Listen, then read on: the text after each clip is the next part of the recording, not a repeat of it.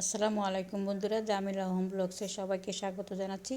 তো আমরা যাচ্ছি নাহিদ ইসলাম ফাহিমের ফুপুর বাসায়। তো এটা হচ্ছে গ্যারেজটা, এত বিশাল বড় গ্যারেজ। তো এখানে একটা সিস্টেম হলো যে উপরে ওঠার সময় সবাইকে জুতা নিচে রেখে যেতে হবে, কারণ এই বাসাটা এত ক্লিন, এত পরিষ্কার। দেখেন সবার জুতা নিচে রেখে তারপর উপরে উঠতে হবে। বাড়িওয়ালার মানে নির্দেশনামা। তো দেখেন এটা হচ্ছে এই বাড়িওয়ালার বাসা। তো এই বাসাটা আমি ভুল করে ঢুকে গেছি, যে আমি ভাবছিলাম এইটাই হয়তো নাহিদের পুকুর বাসা, কিন্তু বাসাটা ঢোকার পর আমি অবাক হয়ে গেছি। এত সুন্দর বাসা আর এত বড় বাসা। এটা একটা প্রত্যন্ত গ্রাম, কিন্তু এই গ্রামের মধ্যে এত সুন্দর বাসা আর এত দামি দামি ফার্নিচার। আমার আসলে অবাকই লাগলো এই বাসা দেখে আর বাসার ফার্নিচার দেখে। তো যাই হোক, ভুলবশত ঢুকে গেছি। তো বাসা থেকে বের হয়ে গেছি। দেখেন ফার্নিচারগুলো দেখে আমি তো অবাক হয়ে গেলাম যে এরকম প্রত্যন্ত গ্রাম অঞ্চলে এত সুন্দর বাসা আর এত বিরাট বড় বাসা। যাই হোক, সেই বাসা থেকে বের হয়ে আমরা চলে আসছি নাহিদ ইসলাম ফাহিমের পুকুর বাসায়। তো এটা পুকুর বাসার সামনে ছাদ। তো এই ছাদের এখানে দাঁড়ায় দাঁড়ায় আমরা গল্প করতেছি এই নদীটার সম্বন্ধে। এই নদীটা আমাদের মেরা দিয়া যে হাট দিয়া নদী গেছে, সেই হাটের নদী এটা।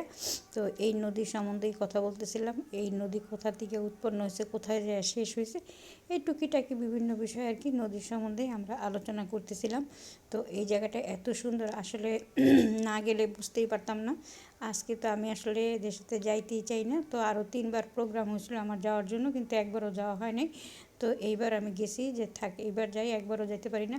তো আসলে এবার গেলে যদি না যেতাম তাহলে মিস করতাম এত সুন্দর জিনিসের জন্য আর এত আনন্দ ফুর্তির জন্য। তো দেখেন এখানে আমরা সবাই কলা নিয়ে ব্যস্ত। এই কলাগুলা গাছ পাকা কলা, এগুলা বাড়িওয়ালাদের গাছে হয়েছে।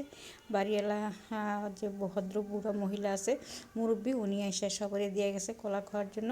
তো আমরা তো কলা নিতে চাইনি, উনি জোর জবরদস্তি দিয়ে গেছে সবাইকে যে না, তোমরা সবাই খাও গাছের কলা।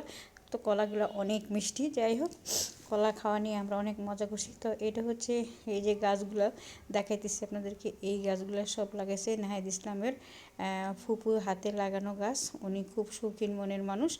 উনি বারান্দার মানে বারান্দা কি এটা, মানে ওনার বাসাটা ছোট। ওনার বাসার সামনে এই একটু করিডোরের মতো জায়গাটা, এই খালি জায়গাটা মানে ছাদের মতো। ছাদ হয়েছে আরও উপরে, মেইন ছাদ হয়েছে আরও উপরে।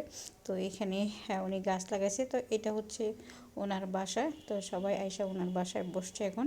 তো এই বাসাটাও অনেক সুন্দর। এই বাসাটা ছোট, তারা মাত্র 3 জন থাকে। তো সেই জন্য এই বাসাটা বেশি একটা বড় না, বাসাটা ছোট।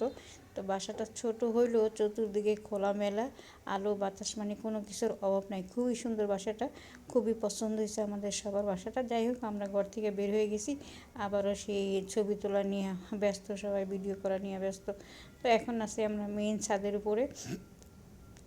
তো দেখেন এই যে হচ্ছে মেইন ছাদে যাওয়ার সিঁড়ি। তো এই সিঁড়ি দিয়ে যেতে, এইখানে আবার সবাই এই সিঁড়ির মধ্যে বসে ছবি তুলবে। দেখেন ওর বোনকে ধাক্কাতেছে, ওর বোন একটু বেশি মোটা, সেজন্য বোনকে নিয়ে সারাক্ষণ মজা করে নাজমা, ওর মেজো বোন এটা।